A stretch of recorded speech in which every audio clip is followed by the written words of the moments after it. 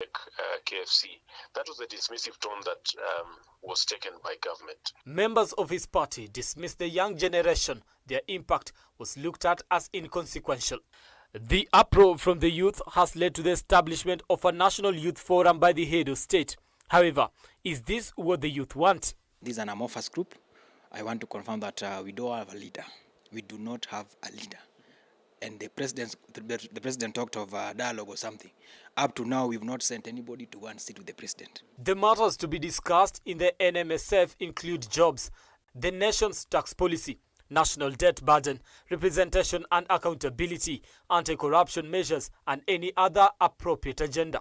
Has the president lost favor with the youth, and will he have redeemed himself by 2027?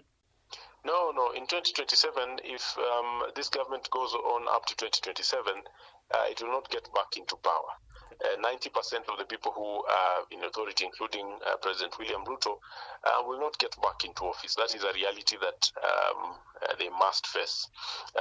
That is a stark reality. They are not going to get back into office, and that means that vote basket that they called hustlers, Mama Mboga, may have learnt a few lessons from this period that we are coming out of. So in 2027, things will be very different. New people are going to get into office. A president whose rise to power was backed by a youthful population. The population that supported him has now vowed to keep him accountable at all times. President William Ruto's approval rating with a generation that could determine the next election is in murky waters. Brian Amuai, K24, Nairobi. Well, thank you, Brian Amai, for packaging that story. And Azimio Chief Raila Odinga is faulting the court's decision to allow the Kenya Defence Forces to support police in assessing the security situation during protests across the country. Odinga argued that the military's role is to protect Kenya from both internal and external strikes and foreign aggression, not to be deployed on the streets. As Busara Naman reports, Raila also reiterated the need for accountability, especially on rogue police officers and thugs who unleashed terror on peaceful demonstrators, leading to many deaths and injuries. Speaking in Ugunja constituency, Siaya County, during the burial of Elder Owino Nyadi, Odinga said it was wrong for the courts to rule that the military should maintain peace in the streets. He emphasized that the Kenya police are equipped to handle civilian issues. We're being told about goons who have been hired. Who are these goons? No, who hired those goons? We reached a stage where the government has to go and even bring the military into the streets. This means that civilian authority has failed. The civilian forces have failed to deal with the people. The military are not supposed to be in the streets. Army is there to defend the country against foreign aggression. And any leader, if it reaches a moment where you have to be protected by the military, it means your time is up. On the same note, the ODM leader also criticized the police for how they handled protesters, saying the law allows Kenyans to peacefully picket and demonstrate against what they don't like. He said the country unnecessarily lost so many young promising lives within the last 1 week because of what he referred to as trigger-happy policemen. But we have said it so many times that the law allows Kenyan people to peacefully picket, peacefully demonstrate against what they don't like.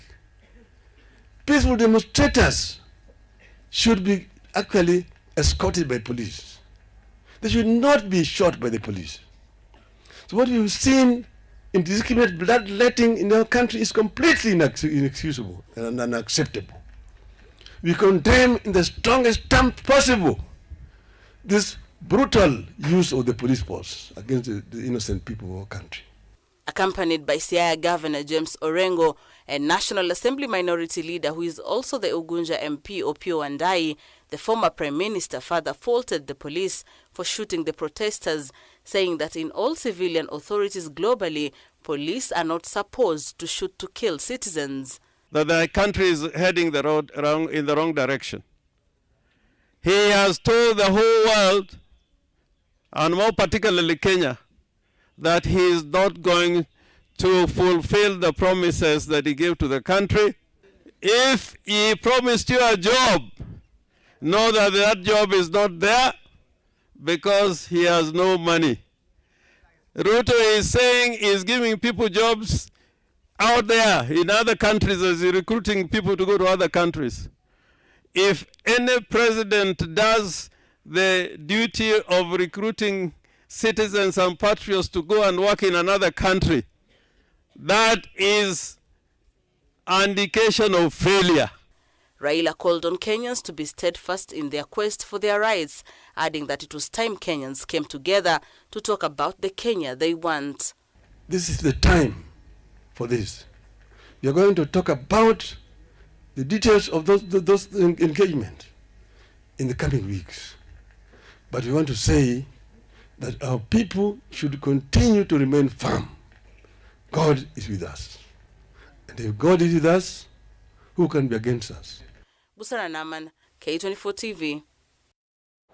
And with that report from Busara Nama, we take our first break here at K24 Evening Edition. I'll see you in a short while. Stay tuned.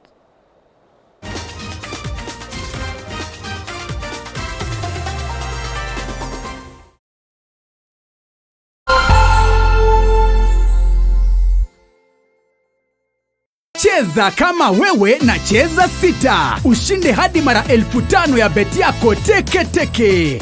Yes, and it's that simple. Dial *675#. Cheza na 6 numbers kati ya 1 hadi 6. Weka bet amount yako kutoka shilingi 50 tu. Ushinde hadi mara 5,000 instantly. Cheza kama wewe na cheza sita. Na upate nafasi moja kati ya 4 ya kuwa mshindi. Dial *675# to play now. Over 18 only. Gaming is addictive. Play responsibly. This message has been authorized by the BCLB. Want to elevate your entertainment? Then add Showmax to your DSTV subscription at a discount. Showmax is not a TV channel. It's an on-demand video streaming service on showmax.com. To add Showmax to your DSTV subscription, simply use the My DSTV app. Select Add Showmax. The app screen will display the discount you qualify for. Now you can enjoy exclusive shows and movies you won't find anywhere else. Add Showmax to elevate your entertainment.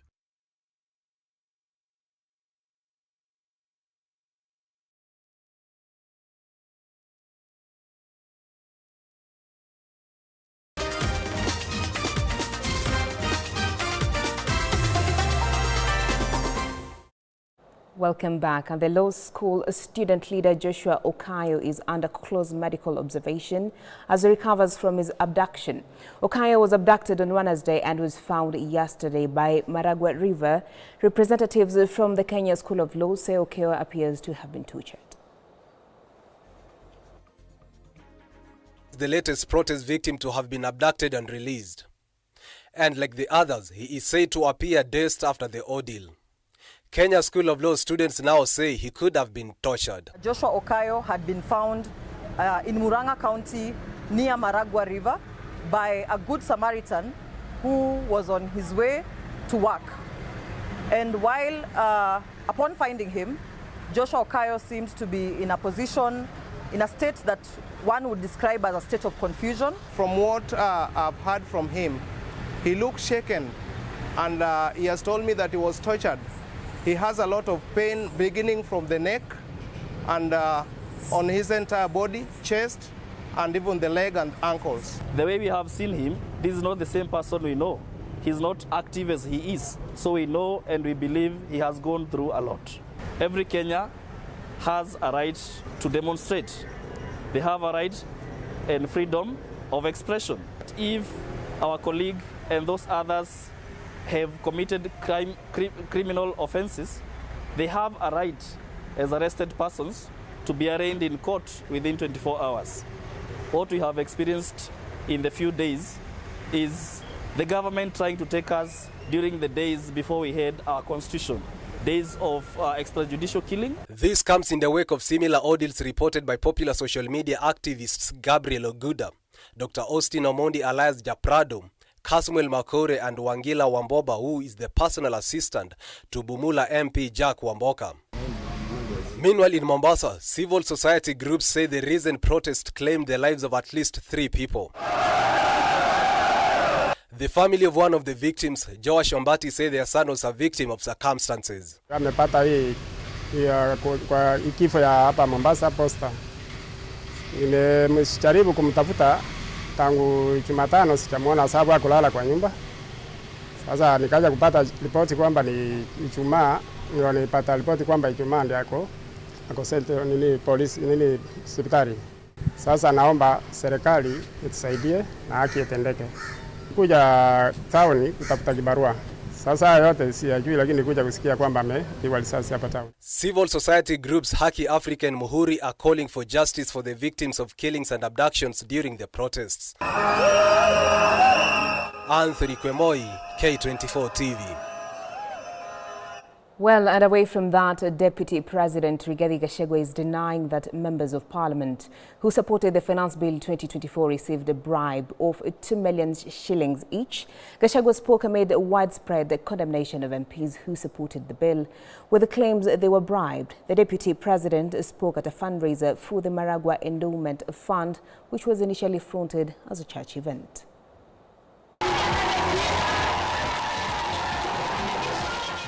The Deputy President arrived for a different event from the one he'd initially been invited for, and the venue became Karati Primary School in Maragua Sub-County, Murang'a County.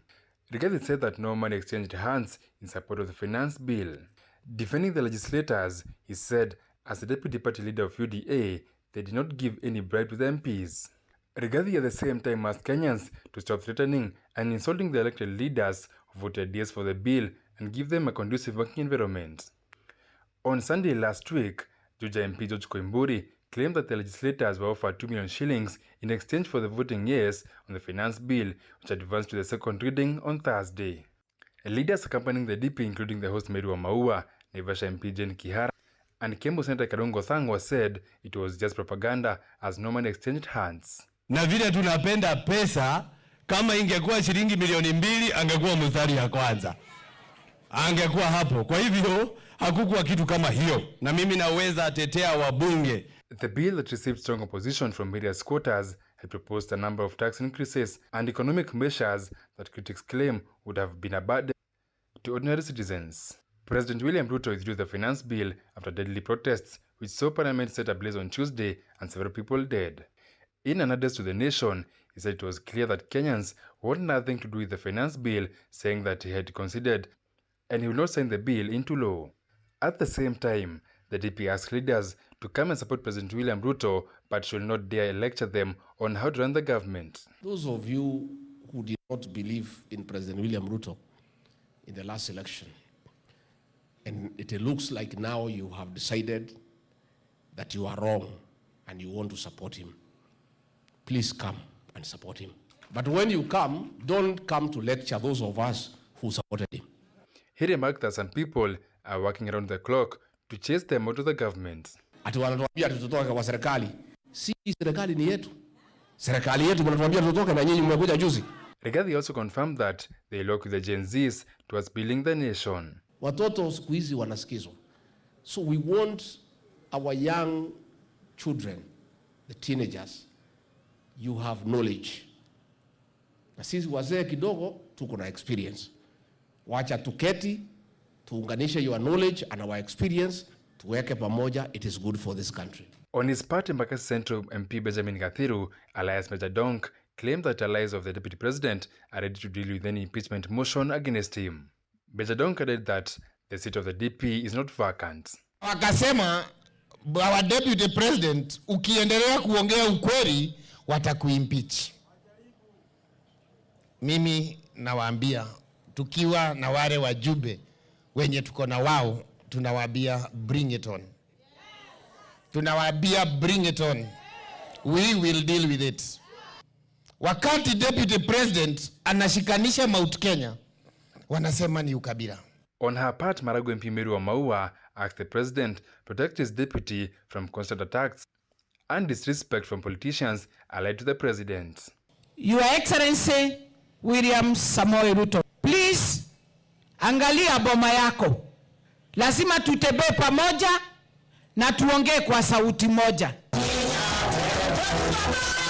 Rigathi promised Kenyans that they have heard them and the government is working out the clock to ensure the country stabilizes, adding the economy will be in a good trajectory. Maina Alfred, K24 TV, Murang'a County. Weeks after the demolition of houses on riparian lands in Nairobi's informal settlements, children are yet to access education and other essential facilities. There are now growing concerns of losing the young ones to the businesses of scrap metals and plastics as a survival mechanism. Earlier today, I spoke to some of the stakeholders and filed the following reports. In an area where survival is the first priority, here, in Nairobi's informal settlements of Mathare, some children and parents alike are giving up on education to look for food and roof over their head, a situation that is locking them out of schooling.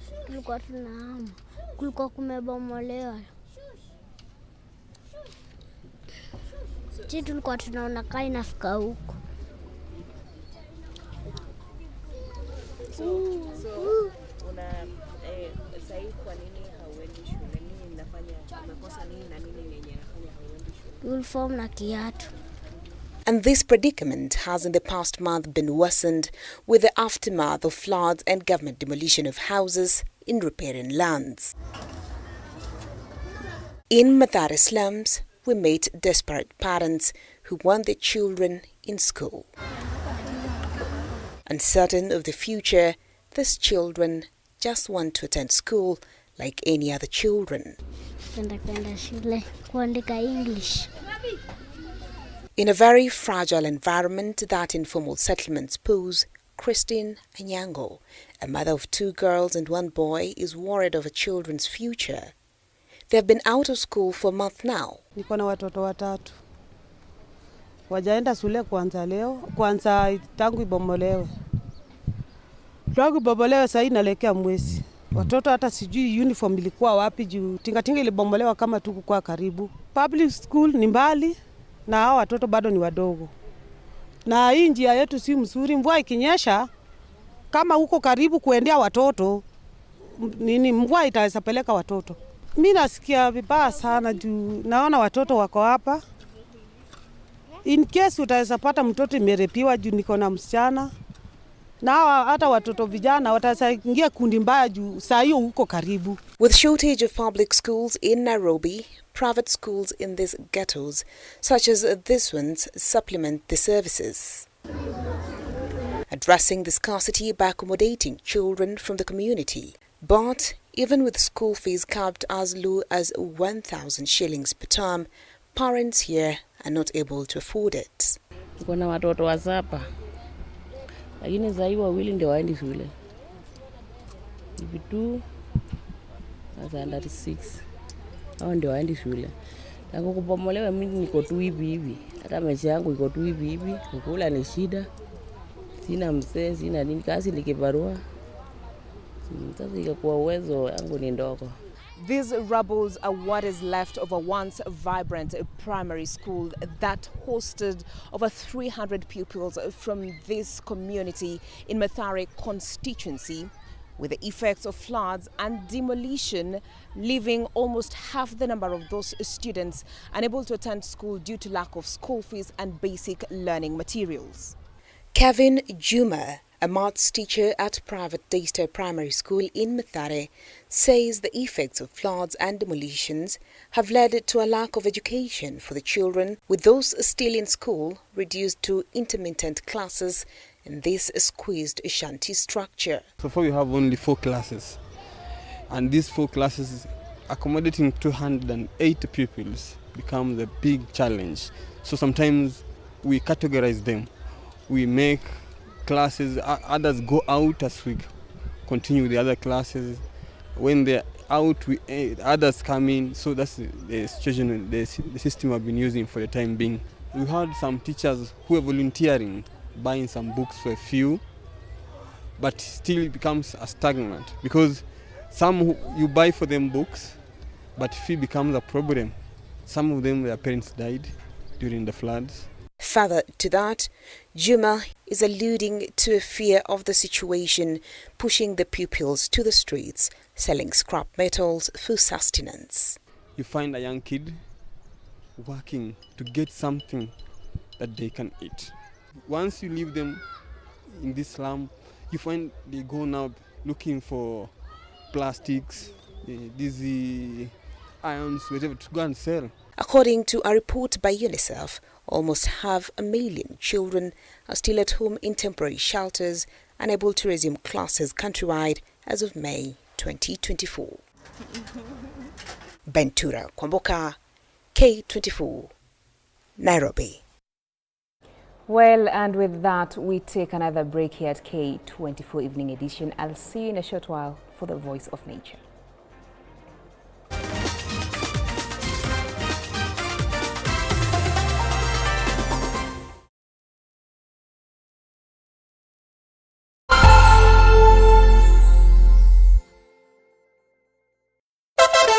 Wapwani mpo, Kilifi na Kwale tumewasili. Sasa unaweza burudika na Star Times DTT kila maeneo ya miji ya Kilifi na Kwale. Tumbuika na vipindi kemkem vya kusisimua katika station yetu mpya ya Rainbow TV Plus kuanzia Julai tarehe 1. Rainbow TV Plus, kina cha burudani. Wasiliana na customer care yako nambari 0719 077 077 hivi leo. Upate taarifa zaidi pa kununua DTT Star Times decoder. Uenjoy zaidi ya channel 75 local na international. Usiwachwe nyuma. Star Times. Enjoy digital life. Mtumaini Bwana kwa moyo wako wote, wala usitegemee ufahamu wako mwenyewe. Katika njia zako zote mtambue, naye atazielekeza njia zako. Mithali